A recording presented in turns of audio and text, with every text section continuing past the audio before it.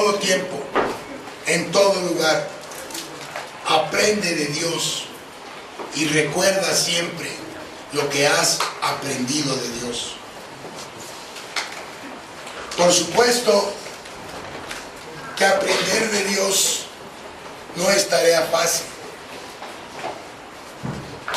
Se puede aprender inglés en 40 lecciones, o al menos eso es lo que dice la publicidad. Se puede llegar a ser un modisto de alta costura a través de clases por catálogo. Se puede estudiar guitarra a través de una revista. Claro que no va a tocar como toca Pablito, pero puede aprender a tocar guitarra. Hermanos, pero todavía no se inventa un sistema fácil para estudiar la Biblia. Aún así, debemos estudiarla, porque el deber de estudiarla lleva intrínseco un privilegio que es el más grande de todos y que lo registra la misma Escritura. Mire que dice Juan 5:39. Búscalo en su Biblia, por favor.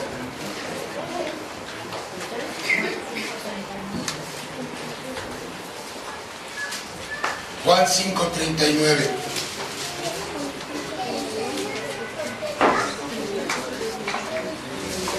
Otra vez es el mismo Señor Jesucristo el que está hablando. Y dice: escudriñad las Escrituras, porque a vosotros os parece que en ellas tenéis la vida eterna, y ellas son las que dan testimonio de mí. Es un privilegio invaluable el tener acceso a la vida eterna a través del conocimiento de Dios y de nuestro Señor Jesucristo.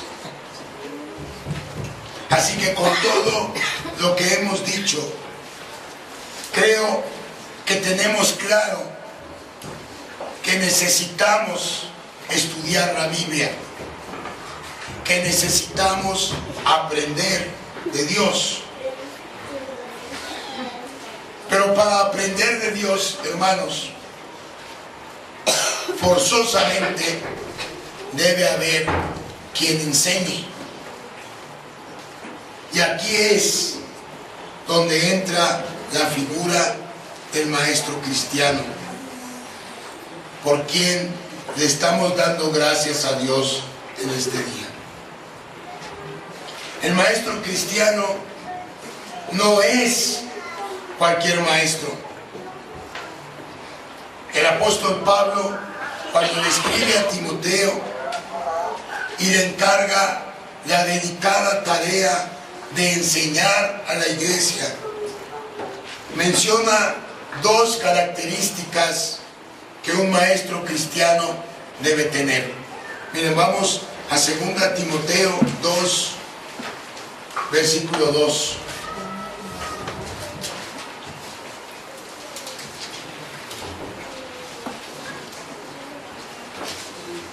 Segunda Timoteo 2:2.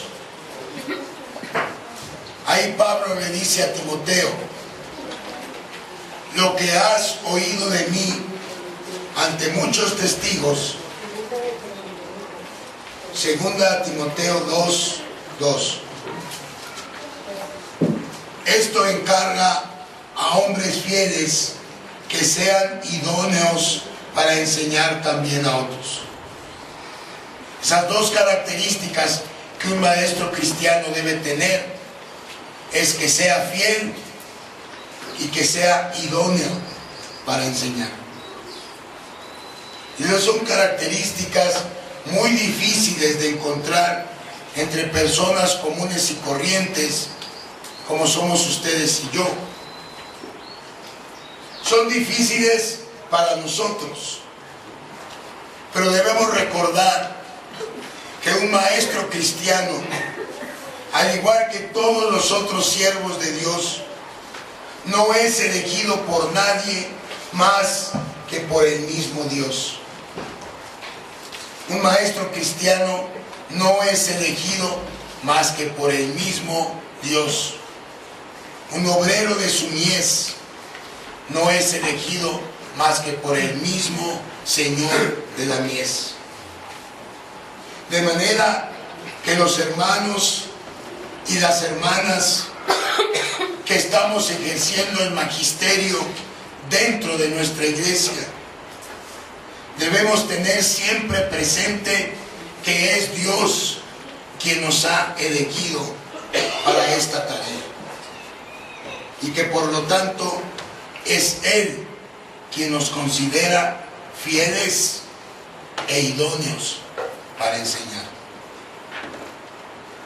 Una tarea importantísima. Lo mismo para las maestras de párvulos, porque ellas son quienes enseñan a nuestros hijos a dar los primeros pasos en la fe. Ellas agarran a nuestros hijos prácticamente en blanco, que no deberían, porque nosotros tendríamos que enseñarlos primero en la casa.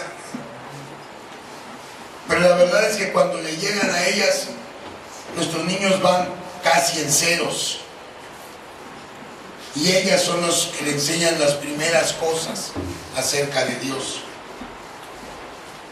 Entonces es una tarea importantísima ser maestra de párvulos, maestro de jóvenes o maestra de jóvenes, porque enseñan a nuestros jóvenes en una etapa muy difícil, una etapa de transición. Y por supuesto también que es una tarea muy difícil y muy importante el enseñar a la grey de Dios domingo a domingo a través del siervo que Dios tiene para eso, en este caso este servidor suyo. Entonces la tarea de ser maestro cristiano debe asumirse en primer lugar con humildad,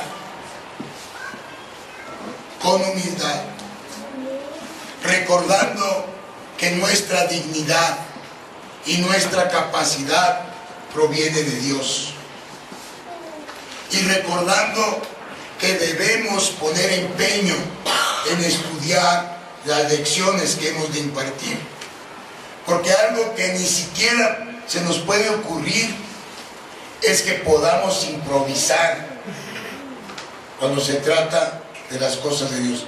Si un maestro improvisado en la educación regular es terrible, es más terrible un maestro improvisado cuando lo que va a enseñar son las cosas de Dios. En segundo lugar, debemos tener al mismo tiempo orgullo y alegría por ser maestros cristianos. Orgullo no por nosotros, orgullo por el jefe que tenemos, y alegría de que Él nos haya considerado dignos de llamarnos a su servicio. En tercer lugar, un maestro cristiano debe tomar su labor con responsabilidad. La enseñanza que impartimos no es cualquier cosa. Son las verdades eternas que han de conducir a nuestros alumnos a la ciudadanía celestial. Y por ello hay una advertencia terrible para aquel que es tropiezo, sobre todo para nuestros niños. Fíjese, las maestras y los maestros que son maestros de niños en nuestra iglesia. Es un enorme privilegio, pero una tremenda responsabilidad. Una responsabilidad que si descuidamos puede ocasionarnos lo que le ocasiona a aquel que es tropiezo para un niño. Y que el Señor Jesús dice muy claramente: más le valdría que se le atase una piedra de molino al cuello y se le arrojase a lo profundo de la mar. Así de importante es la labor del maestro cristiano. Y por último, pero no menos importante, debemos asumir nuestra tarea con gozo. Hermanos, lo que estamos compartiendo es el Evangelio. Son las buenas noticias de salvación. ¿Y qué cosa más feliz puede haber que saber que en manos de Dios podemos ser un instrumento para conducir a nuestros alumnos a una comunión íntima con nuestro Padre Celestial, al proclamarle la salvación que Él ofrece en Jesucristo? Concluimos pues, no hay nada más importante para un hijo de Dios que aprender las cosas de Dios. No hay tarea más digna y más privilegiada que enseñar las verdades del carácter santo, justo y amoroso de Dios. De manera que si usted es maestra o maestro en la iglesia, o si alguna vez Dios, a través del ministerio de educación, le invita a ser maestra o maestro, no rechace esa oportunidad. Considérela un honor, porque lo es. No hay vocación más digna que la vocación de un maestro. Y gracias a Dios aquí tenemos varios y varias maestras buenas, de las que son de veras maestras, no de las que hacen marchas. Es un honor y es un privilegio, pero lo es todavía más el ser maestra y el ser maestro para enseñar a los alumnos las cosas de Dios, porque tiene repercusión aquí y tiene repercusión en la vida eterna. De manera que si somos maestros o alguna vez se nos invita a hacerlo, considerémoslo un honor. Y si somos alumnos, entonces tengamos la actitud hacia nuestras maestras y nuestros maestros que Dios nos pide a través del apóstol Pablo. Y con esto voy a terminar. Busquen su Biblia, 1 Tesalonicenses 5, versículos 12 y 13.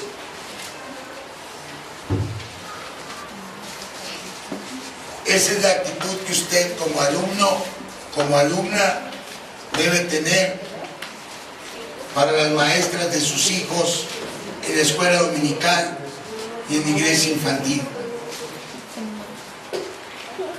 Dice Pablo: os rogamos, hermanos, que reconozcáis a los que trabajan entre vosotros y os presiden en el Señor y os amonestan, y que los tengáis en mucha estima y amor por causa de su obra.